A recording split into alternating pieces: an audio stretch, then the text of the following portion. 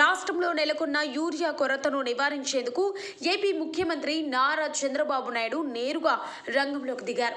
ఎరువుల సరఫరాపై సమీక్ష నిర్వహిస్తున్న సమయంలోనే కేంద్ర ఎరువులు, రసాయనాల శాఖ మంత్రి జేపీ నడ్డాకు ఆయన ఫోన్ చేసి తక్షణమే యూరియాను కేటాయించాలని కోరారు.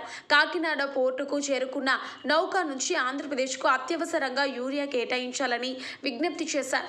ముఖ్యమంత్రి విజ్ఞప్తికి కేంద్ర మంత్రి నడ్డా వెంటనే సానుకూలంగా స్పందించారు. ఆంధ్రప్రదేశ్కు తక్షణమే 17,293 మెట్రిక్ టన్నుల యూరియాను కేటాయిస్తూ కేంద్ర ప్రభుత్వం ఉత్తర్వులు జారీ చేసింది. ముఖ్యమంత్రి చొరవతో కేంద్రం నుంచి కేటాయింపులు జరగడంతో రాష్ట్ర వ్యవసాయ శాఖ మంత్రి అచ్చెన్నాయుడు అధికారులను అప్రమత్తం చేశారు. కేటాయించిన యూరియాను యుద్ధ ప్రాతిపదికన అవసరమైన జిల్లాలకు తరలించాలని, రైతులకు ఎలాంటి ఇబ్బందులు తలెత్తకుండా చూడాలని మంత్రి స్పష్టమైన ఆదేశాలు జారీ చేశారు. యూరియాను ఎవరైనా బ్లాక్ మార్కెట్కు తరలిస్తే కఠిన చర్యలు తప్పవని హెచ్చరించారు. ప్రస్తుతం రాష్ట్రంలో 80,503 మెట్రిక్ టన్నుల ఎరువు నిల్వలు అందుబాటులో ఉన్నాయని అధికారులు మంత్రికి వివరించారు.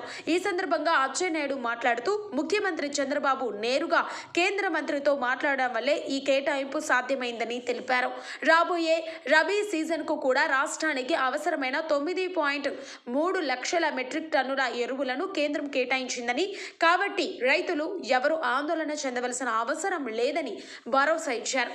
క్షేత్రస్థాయిలో పర్యటించి రైతులకు ధైర్యం చెప్పాలని వ్యవసాయ అధికారులకు ఆయన సూచించారు.